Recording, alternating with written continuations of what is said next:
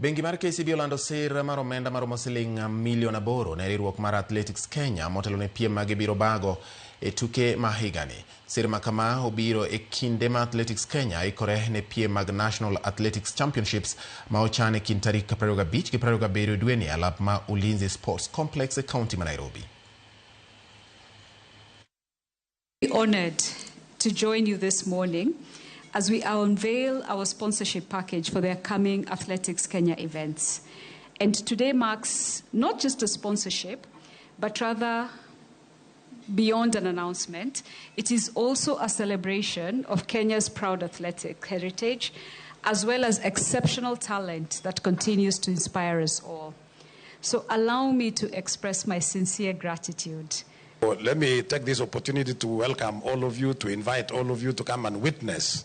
Now that we are partners, please come and witness the kind of trials that we are going to conduct, so that when they go to Tokyo and you are watching on the TV, at least you are not new to them. We'll name the team.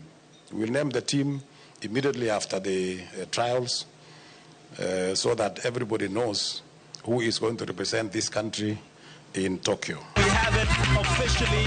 You now have the access to